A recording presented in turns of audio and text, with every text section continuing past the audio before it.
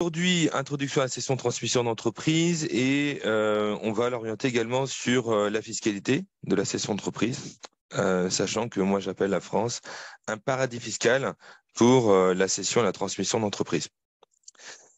Euh, je suis donc conseil en fusion-acquisition depuis une vingtaine d'années. Je dirige le cabinet entreprise et décision.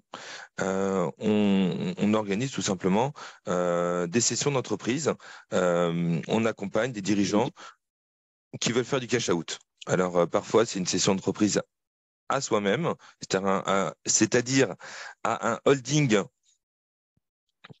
dont on est actionnaire, majoritaire ou minoritaire, et parfois c'est un adossement à un groupe industriel, parfois ça va être une session pure et simple, une transmission à la famille ou à des salariés. Donc les possibilités de vendre une entreprise sont nombreuses, les raisons de vendre une entreprise sont également nombreuses. Certaines raisons, beaucoup sont personnelles. Je suis fatigué, je veux prendre ma retraite, je veux m'occuper des enfants, des petits-enfants, je veux profiter de ma famille, je veux changer de vie, je veux déménager. Je veux plus entendre parler des salariés parce que ils me prennent la tête. Certaines sont professionnelles, on va dire, même si la dernière est à mi-chemin. Mon entreprise est trop petite pour le marché dans lequel je suis. Il faut que je grossisse. Je saisis une opportunité capitalistique parce que il y a une transformation digitale et on me propose une opportunité.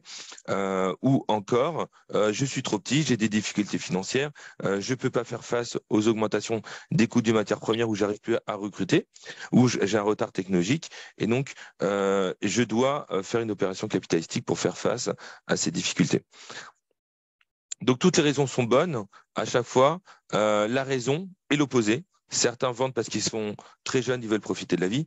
Certains vendent parce qu'ils sont vieux et ils sont âgés, ils veulent peut-être justement ne pas mourir avec leur société. Certains vendent parce que leur société va très bien et donc elle vaut une fortune.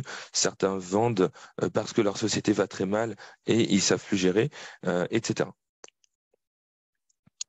Je pensais, il y a 20 ans, quand j'ai commencé, au bout de quelques années, que j'avais bien compris ce qu'était une session d'entreprise. En fait, ce qui est vraiment extraordinaire dans ce métier, c'est que on en apprend tous les jours et chaque semaine, chaque jour, c'est une aventure différente avec un client différent. C'est pour ça que je vais aussi vous présenter durant ces prochaines minutes des exemples d'opérations, ce qui est toujours très parlant. Alors, je vais partager mon écran.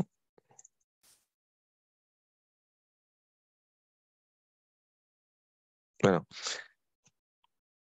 Alors tout d'abord, Entreprise et Décision est un conseil financier spécialisé en fusion et acquisition d'entreprise pour les dirigeants de 5 à 100 millions d'euros de valorisation basé à Boulogne-Billancourt. En tant qu'entrepreneur, donc j'ai créé 8 sociétés ces 30 dernières années. En fait, je me suis aperçu que simplement le seul fait de vendre une société n'est pas suffisant pour optimiser le patrimoine et le bonheur du dirigeant.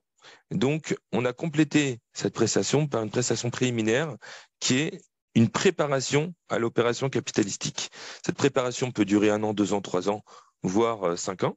Et donc, on va vraiment bien comprendre les projets et les objectifs du dirigeant et peut-être transformer le dirigeant ou son patrimoine ou sa société pour optimiser la valeur et le projet capitalistique. Dans certains cas, le résultat, c'est tout simplement qu'au lieu de vendre, on va acheter une entreprise, on va changer de dimension, on va acheter une entreprise, on va multiplier par 2 la taille, et donc ça va résoudre le problème qu'on a listé tout à l'heure. Ou peut-être on va recruter un dirigeant, ce qui va permettre de solutionner aussi la problématique, qui est que le dirigeant voulait plus avoir les mains dans le cambouis.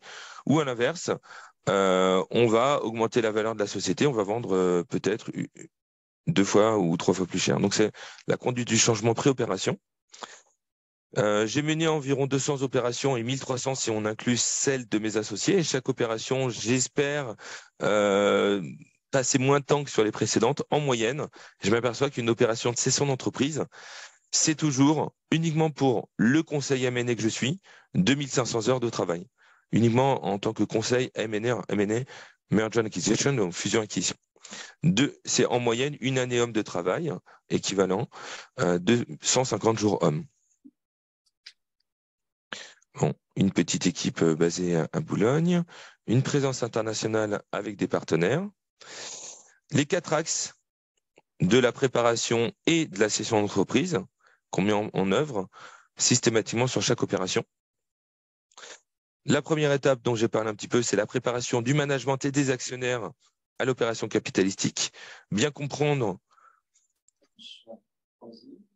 quelles sont les qualités et les défauts du dirigeant, qu'est-ce qu'il aime faire et qu'est-ce qu'il n'aime pas faire, les vraies raisons pour lesquelles il veut vendre sa société et celles pour lesquelles finalement il est quand même attaché à son entreprise, et ce pourquoi il est vraiment essentiel à l'entreprise et les missions pour lesquelles il pourrait être facilement remplacé.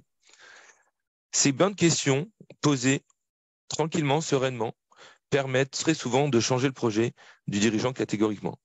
Et donc, on ne va pas tout de suite se jeter dans la gueule du projet capitalistique du dirigeant.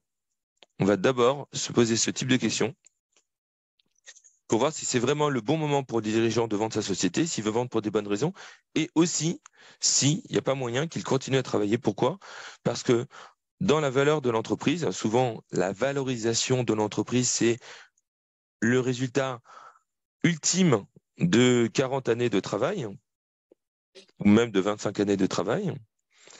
Et on peut, par des petits conseils, augmenter très fortement la valeur, doubler, tripler la valeur de l'entreprise, simplement en adaptant le temps de travail et le projet du dirigeant durant les quelques mois qui précèdent ou les quelques années précédant l'opération ou suivant l'opération. Et donc, on s'en est aperçu depuis quelques années.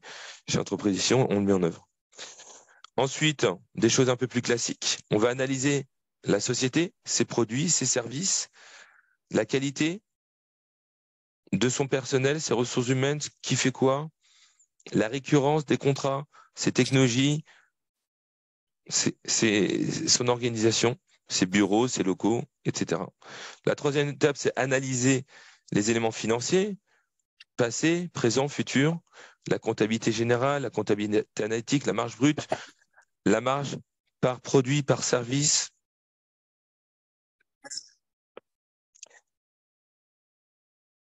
Et enfin, la donnée de marché, c'est-à-dire la concurrence tout simplement, les opportunités et les contraintes du marché.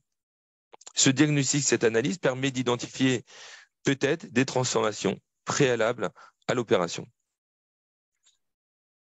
Il y a un client pour lequel j'avais une mission de vente il y a 4 ans, et au bout de 3 mois de mission, on s'aperçoit que les tarifs sont pas assez élevés.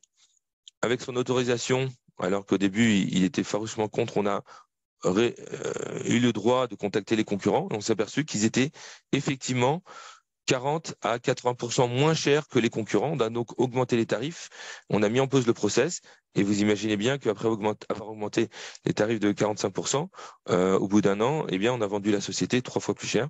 Ça nous arrive assez souvent d'avoir ce type d'opération. Alors, quelques exemples d'opérations qu'on a fait récemment. Infodécision qu'on a vendu en janvier 2023. Eh bien, on a tout simplement vendu Infodécision à son concurrent direct. Donc, c'est un logiciel de gestion des fiches de paye des opérateurs publics, donc des fonctionnaires mis à la retraite, mais comme ils n'ont pas le droit à Pôle emploi, il n'y a que 2 logiciels en France, il y a Infodécision et Ségap, et donc on a vendu Infodécision à Ségap tout simplement. Excusez-moi, je ne sais pas qui est-ce qui parle de son côté, ça me dérange beaucoup. J'ai coupé tous les micros. Hein. Merci beaucoup. Donc,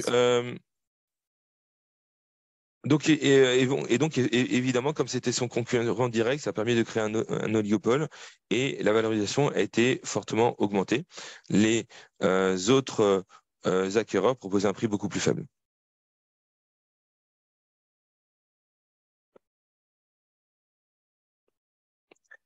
Une autre opération récente, la cession de Coptis,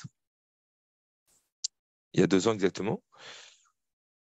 à Extens et Clearsight, eh bien, on avait un dirigeant qui voulait tout simplement vendre sa société et les acheteurs industriels, c'est-à-dire les autres éditeurs de logiciels, proposaient un prix classique, un prix tout à fait acceptable de quelques années de chiffre d'affaires, quelques dizaines d'années de rentabilité pour un éditeur de logiciel. C'est tout à fait positif, mais le client était satisfait, mais nous, on n'était pas satisfait, on voulait toujours plus. On a demandé aux dirigeants si elle accepterait de continuer à travailler avec le repreneur. Elle a dit non, pas du tout. Je vous ai demandé de vendre ma société. Moi, je veux vendre et quitter mon travail le plus tôt possible, au bout de quelques mois après l'opération. On a un petit peu insisté. On a surtout identifié que elle aimait pas grand-chose dans son travail. Elle voulait plus gérer les ressources humaines. Elle voulait plus gérer les clients, les déplacements, les recrutements, les licenciements, etc. Mais on a identifié surtout que elle aimait bien valider les projets technologiques et la stratégie internationale. Et ça lui prenait quelques heures par mois. On a donc obtenu son accord pour qu'elle accepte de travailler, y compris quelques années, si c'était seulement quelques heures par mois. Et ce seul changement stratégique, accompagné également d'un changement opérationnel, parce qu'on a aidé la société à exploiter son logiciel SaaS, alors que jusque-là, c'était surtout des clients à 99% on-premise. Donc ces deux petits changements ont permis d'obtenir des prix 2 et voire même 3 fois plus élevés de la part de certains fonds d'investissement. Donc notre client était satisfait parce qu'elle avait un prix beaucoup plus élevé. En plus, elle est restée actionnaire de l'entreprise, ce qui lui permettra d'augmenter davantage son prix quand elle revendra ses titres. Et en plus, elle fait quelque chose qui lui plaît, c'est-à-dire son projet uniquement de valider les projets technologiques et la stratégie internationale. Donc, elle est passée de subir l'organisation et la gestion de son entreprise à du plaisir, quelques heures par mois. Et donc, en plus, le reste du temps, elle va qu'à ses occupations familiales et personnelles. Elle a pris sa retraite. Donc c'est positif dans tous les sens, financièrement et au niveau du projet. Simplement qu'on a mis le point, le doigt sur des besoins personnels du dirigeant dont il avait lui-même pas connaissance. Il savait même pas qu'il avait la possibilité de vendre sa société, de rester actionnaire du holding de reprise et en plus de pouvoir travailler uniquement sur les fonctions qui lui plaisent au quotidien. Et pour ça, pour la libérer de 95% de ses responsabilités, on a recruté un directeur commercial et un DAF avant la vente. Alors tout le monde aurait dit, mais non, laissons faire l'acheteur. Oui, mais si on avait laissé faire l'acheteur, le prix était 3 fois plus faible.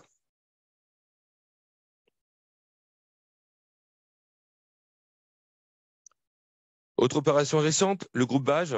On avait un mandat de vente, pareil. Au lieu de vendre, on a mis un fonds d'investissement au capital. Et entre-temps, entre le lancement de la mission et 12 mois plus tard la session, on a fait 4 acquisitions, même 5. Ce qui fait qu'on a multiplié par 3 le chiffre d'affaires, par 5 la rentabilité, et donc la valeur était bien, bien supérieure. Et en plus, avec un projet financier, avec un fonds d'investissement qui valorisait la société beaucoup plus financièrement, mais aussi pour le dirigeant, c'était beaucoup plus personnellement enrichissant de rester dirigeant actionnaire minoritaire de l'entreprise que d'arrêter de travailler du jour au lendemain.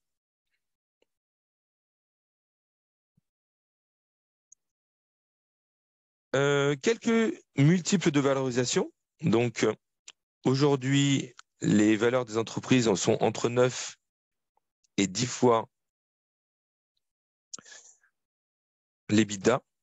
Donc c'est la rentabilité anglo-saxonne avant amortissement, provision et intéressement participation. Donc on voit que depuis 2017, les multiples de valorisation sont supérieurs à 9 fois l'EBITDA, ce qui est un montant très élevé, malgré la hausse des taux d'intérêt et malgré la hausse donc des rendements attendus par les fonds d'investissement et les industriels. Les multiples de valorisation sont donc toujours très élevés. On est sur ici des multiples de valorisation de grosses PME, de petites ETI, donc de 15 à 500 millions d'euros de valorisation.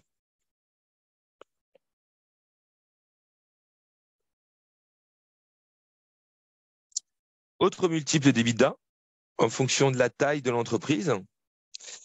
Donc plus la société est petite, moins elle est bien valorisée. Donc, sur les sociétés de 2 à 5 millions d'euros, le multiple moyen d'EBITDA, c'est 5 fois l'EBITDA.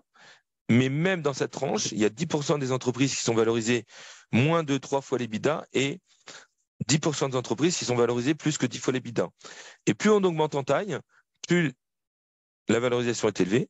Et donc, pour les plus de 75 millions d'euros, l'EBITDA moyen est à 10 fois, 10 fois pour la valeur d'entreprise. Et il y a 10% des grosses PME, petites ETI qui valent moins de 5 fois l'EBITDA et 10% qui valent plus que 15 fois l'EBITDA. Alors, on a parlé donc quelques multiples de valorisation, on va aller vite, hein, sauf si certains veulent s'arrêter sur ces questions. On a parlé donc de fiscalité de la cession d'entreprise. Donc le titre de ce slide, comme je vous l'ai dit tout à l'heure, c'est La France est un paradis fiscal pour la cession d'entreprise. Alors évidemment, ce titre est volontairement violent, agressif, mais c'est la réalité.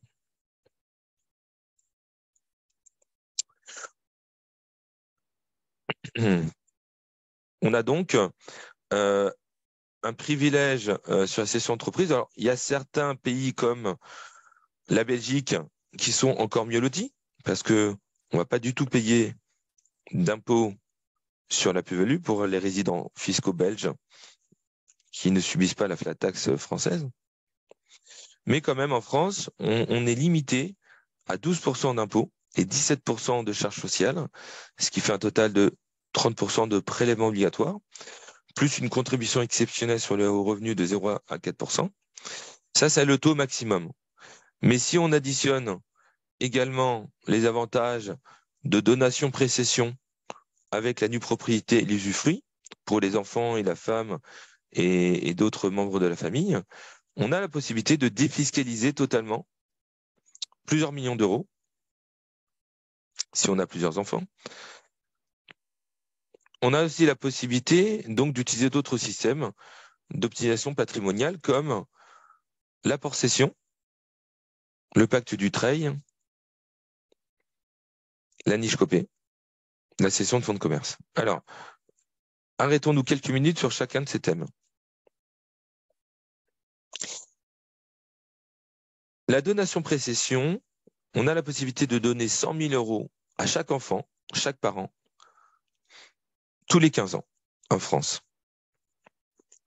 Prenons l'exemple d'une famille avec 3 enfants et 2 parents mais mariés sous le régime de la communauté. Chaque parent a donc la possibilité de donner 100 000 euros à chaque enfant. Et comme ils sont mariés sous le régime de la communauté, même si la femme ou le mari n'est pas actionnaire, bah, il est propriétaire parce qu'ils sont sous le régime de la communauté. Donc chacun peut donner 100 000 euros également. Si les parents choisissent de donner que la nue propriété et qu'ils ont la cinquantaine, eh bien, quand ils donnent la nue propriété, c'est-à-dire pour 1 euro de nue propriété, ils donnent également 1 euro d'usufruit. Mais ils gardent l'usufruit. Donc, ils peuvent donner 200 000 euros par enfant. Dans 200 000 euros, il y a 50% d'usufruit, 50% de nue propriété. Fois 3 enfants, ça fait 600 000. Fois 2 parents, ça fait 1,2 million. On a donc donné 1,2 million euros de titres en nue propriété aux enfants.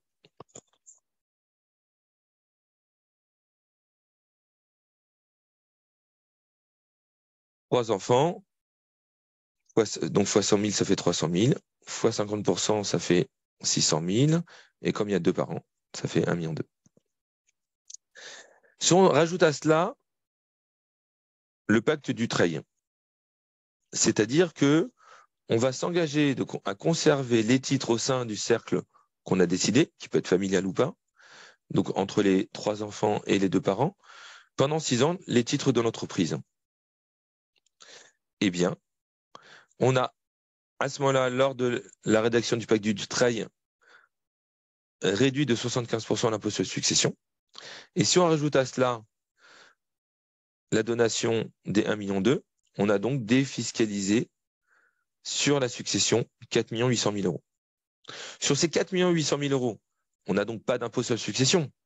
Mais en plus, comme les enfants ont récupéré les 100 000 euros, et si jamais demain ils les revendent au même prix, les 4,8 millions, il n'y a pas non plus d'impôt sur la plus-value ni de charge sociale.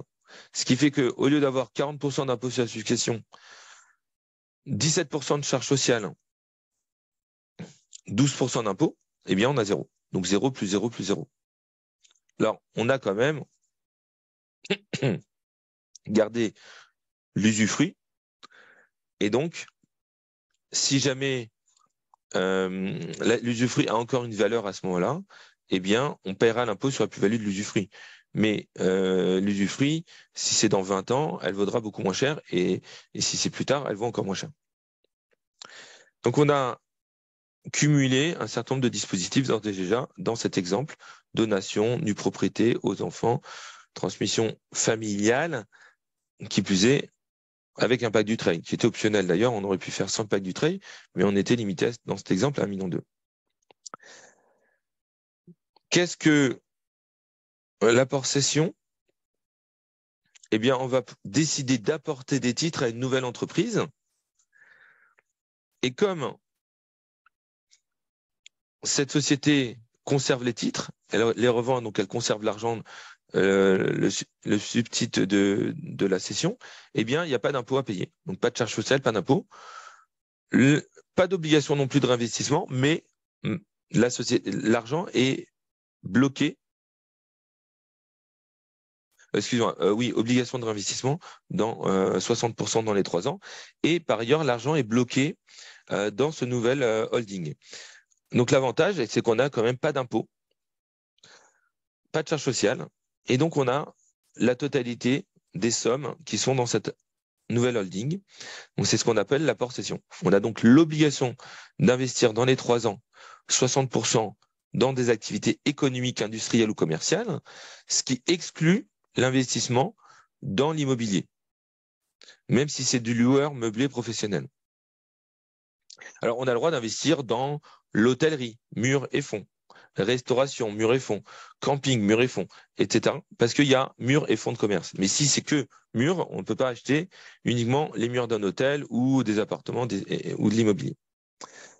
Pour la quote-part des 60%, on peut le faire pour les 40% restants. On peut aussi investir dans, on a dit des activités murs et fonds, on peut aussi investir dans des activités de construction immobilière, dans les marchands de biens immobiliers ou dans l'immobilier d'entreprise.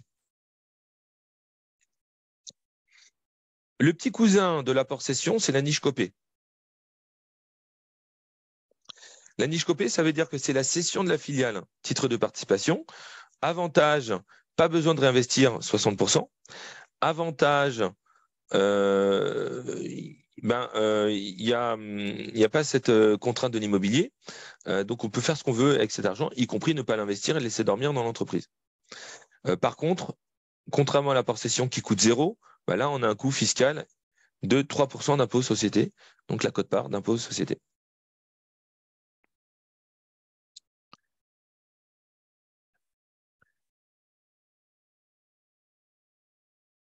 Et il y a la cession de fonds de commerce qui permet jusqu'à 500 000 euros de ne pas payer du tout d'impôt sur la cession, que ce soit une entreprise individuelle ou un fonds de commerce. Après, entre 500 000 et 1 million, il y a un rattrapage de l'IS à 25%, ce qui fait que si on vend 500 000, on est à 0. Si on vend 1 million, on est à 25%, donc 250 000. Ce qui fait que le coût fiscal entre 500 000 et 1 million, c'est 250 000. Ça veut dire qu'on est à 50% d'impôt en tranche marginale. Ce qui veut dire qu'il ne faut surtout pas vendre plus que 500 000 si on est dans cet abattement de 500 000 sur le fonds de commerce. Par ailleurs, on paye quand même les charges sociales si on vend à titre personnel. Et enfin, autre avantage, l'abattement renforcé de moins 85% qui est issu des pigeons à l'époque de François Hollande. Et donc, on a la possibilité, si on respecte un certain nombre de critères qui ne sont pas hyper évidents à respecter, d'avoir un abattement de 85% sur l'impôt sur la plus-value, sur le revenu, mais on paye quand même les 17% de charges sociales. Ce qui fait que on va être imposé à 45% de tranche marginale, moins 85%, donc 6% maximum.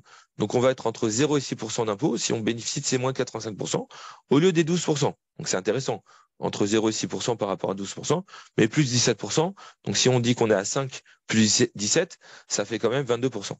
Donc, c'est pas non plus gratuit. Il y a quand même ces 22% de prélèvement obligatoire. Et en plus, il faudrait respecter détention des titres depuis plus de 8 ans. Et ensuite, ne pas avoir fait d'acquisition d'entreprise, de fonds de commerce, de restructuration capitalistique, c'est très contraignant. Et en plus, être soit créateur de l'entreprise, soit avoir créé la société ou acheté les titres dans les 10 ans qui ont suivi la création, soit c'est une transmission familiale, soit c'est un départ en retraite, soit c'est une société de haute technologie. Donc, il y a beaucoup de critères à respecter. Mais ça peut être intéressant dans certains cas. Tout ce que je viens de dire, on peut généralement cumuler ces différentes options. Maintenant, moi, je vois beaucoup de chefs d'entreprise et surtout d'experts comptables ou d'avocats qui conseillent absolument à leurs clients de monter une holding au-dessus de la société pour bénéficier de la niche copée. Dans 90% des cas, quand j'ai des montages ainsi, le dirigeant, l'expert comptable, l'avocat sont certains qu'ils ont vraiment bénéficié de l'avantage fiscal absolu. Et après 10 minutes de discussion avec eux, ils s'aperçoivent que c'est une erreur absolue et dans 90% des cas, ils vont changer d'avis et choisir un des autres systèmes que je viens d'évoquer. Les systèmes que je viens d'évoquer, généralement, peuvent se cumuler. On peut bénéficier à la fois du pacte du Treuil et de la porcession et pour partie de la donation.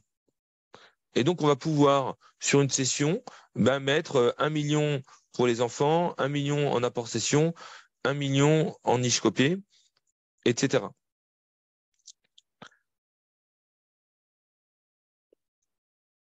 J'ai aussi conseillé à un certain nombre de clients de faire des donations à des fondations ou à des associations. C'est très intéressant. Quand on fait une donation sur l'impôt sur le revenu, vous savez qu'on a un CERFA de 66%.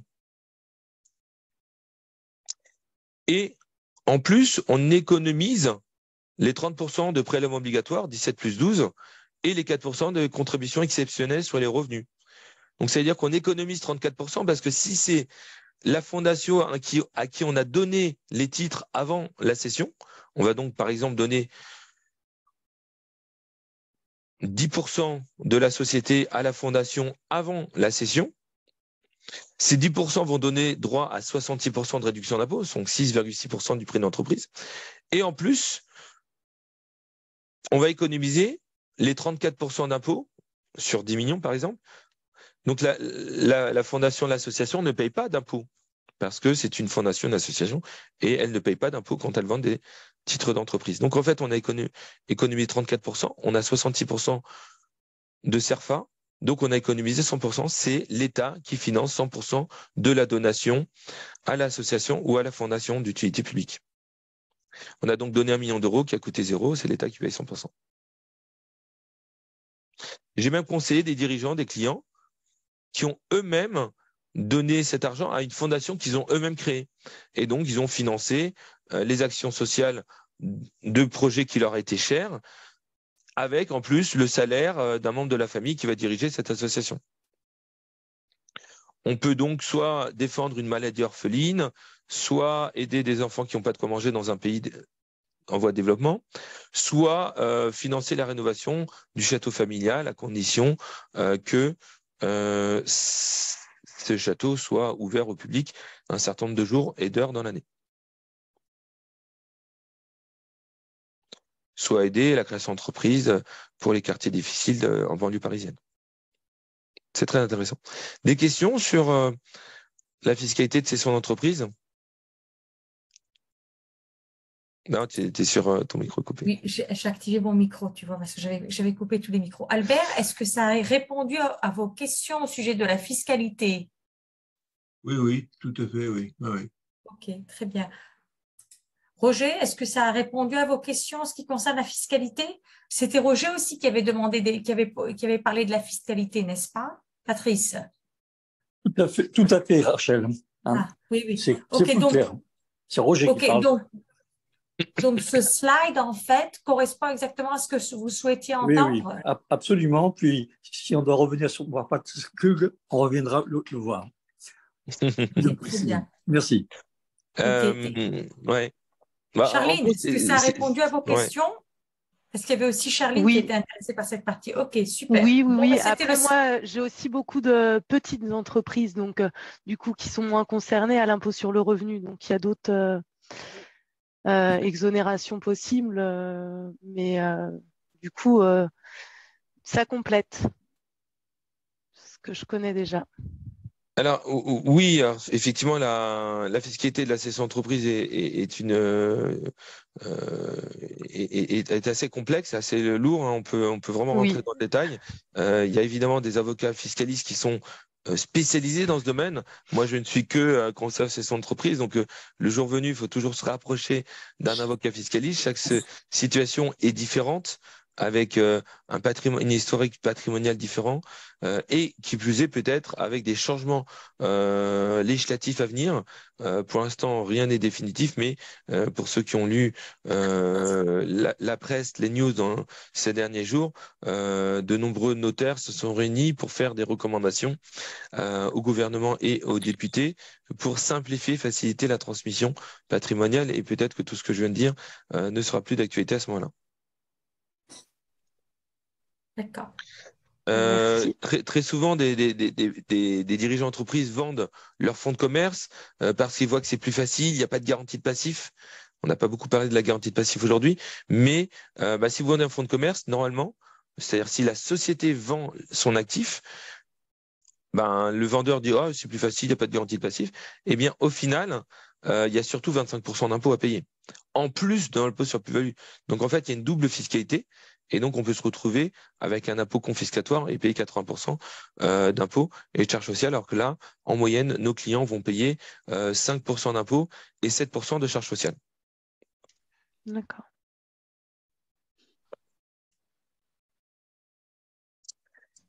Est-ce que vous aviez des questions sur la fiscalité de cession d'entreprise? Oui. Vous avez l'article concernant la niche copée, s'il vous plaît, l'article du code. Ah non, pas du tout. Moi, je suis pas du tout avocat, mais bon, niche copé, donc c'est sur la cession des filiales, le titre de D'accord. participation. Donc, il faut que ça soit un titre de participation depuis plus que 2 ans. Et à ce moment-là, vous allez payer une quote-part d'impôt sur la plus-value de 12% en impôt société. Donc 12% de 25%, ça fait 3%. Ah, c'est ça, oui. D'accord. Donc vous allez payer cette quote-part, uniquement l'impôt sur les 12% restants. Vous n'avez pas payé d'impôt sur les 88% de D'accord, ok. plus-value. D'accord. Ok, merci. Ça vous parle? Oui, c'est bon, ouais, c'est bon. Merci bien. Ah, c'est ça, la niche copée. Patrice, je te laisse continuer. Et je me suis les slides. Oui, bien sûr, on enverra les slides à tous les participants. Merci bien.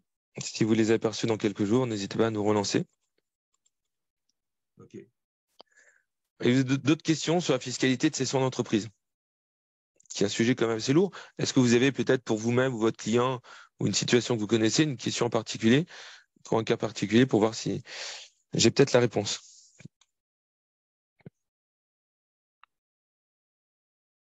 Ok. Donc, Bonsoir, Patrice. dernier slide. Pour finir, c'était les étapes de la cession d'entreprise que vous aurez donc dans les slides qu'on va vous envoyer.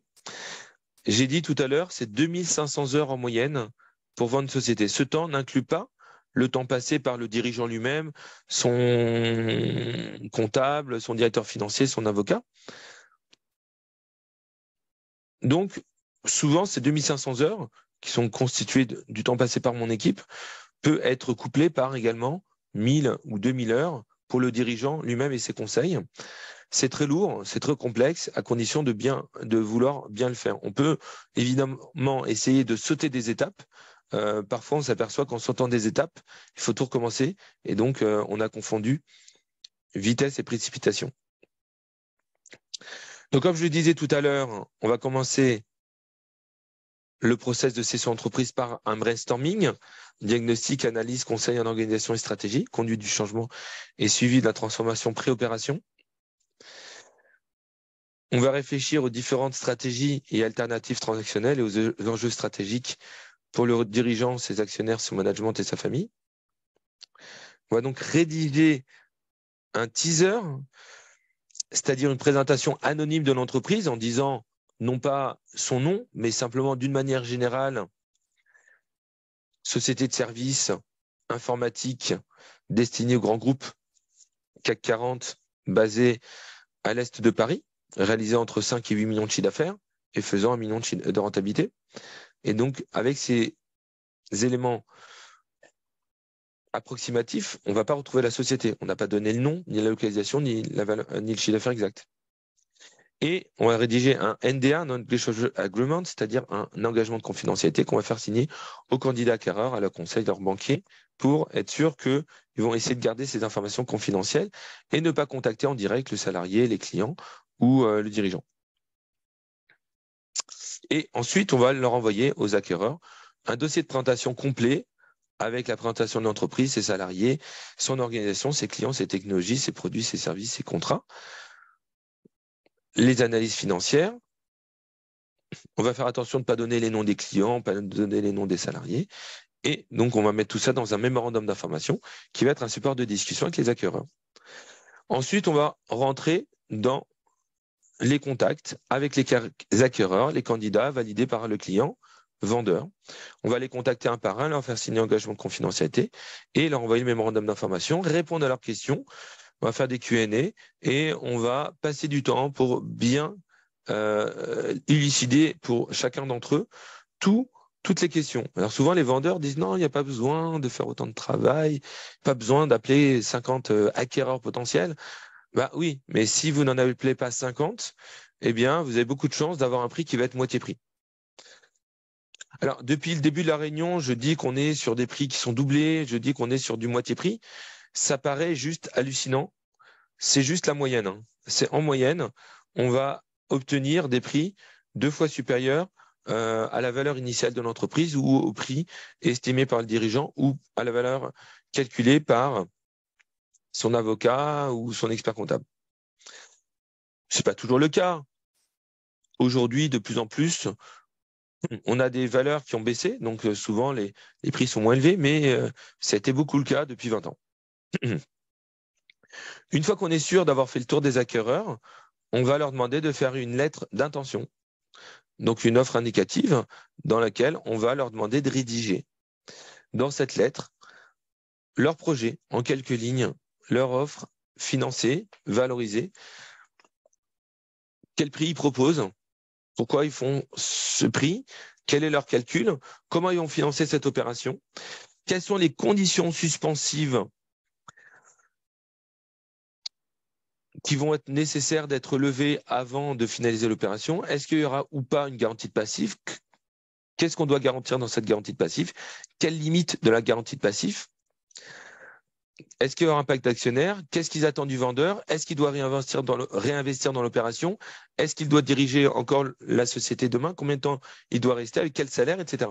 On va généralement cadrer cette lettre d'intention dans un cahier des charges en disant, voilà, dans la lettre de procédure, qu'est-ce qu'il faut faire comme lettre? Et on va essayer de leur donner un maximum de barrières, de limites pour que cette lettre soit, si possible, à peu près équivalente aux autres offres qu'on reçoit et qu'il n'y ait pas trop de variables d'ajustement. Et donc, on va comparer ces offres. On va, pour notre client, faire un tableau comparatif avec une cinquantaine de lignes de chaque critère d'analyse des offres d'acquisition et on va mettre les prix, les compléments de prix, les crédits vendeurs, les réinvestissements. Il y a beaucoup d'hypothèses, souvent, qu'on va comparer. Et on va choisir souvent la meilleure offre financière avec le meilleur projet. Et c'est cette offre, cet acquéreur auquel on va donner une exclusivité pendant une période de 2 ou 3 mois. Et on va laisser permettre aux acquéreurs, à leurs auditeurs comptables, financiers, juridiques, fiscaux, de faire des audits en toute sérénité pour lever les conditions suspensives d'audit et de financement, permettant de rédiger finalement le protocole de cession de titres, garantie de passif, pacte d'actionnaires, management package, etc. Processus qui peut durer quelques mois, mais souvent on est sur 8 à 12 mois. Est-ce que ce processus vous paraît clair? Est-ce que vous avez des questions, des remarques? Je n'ai pas vu de questions arriver, Patrice, dans la messagerie. Ok, alors la première question est toujours la plus difficile. Est-ce qu'il y a une deuxième question, par hasard? Tanguy, Merci en est-ce que tout cas à tout est tous. clair? Charline, et tout est clair? Oui, oui, moi je trouve ça clair, c'est très bien. Merci. Merci à tous pour votre participation. Vous avez à la fin de la présentation quelques exemples d'opérations qu'on a menées ces derniers mois, ces dernières années, dans différents secteurs d'activité et nos coordonnées.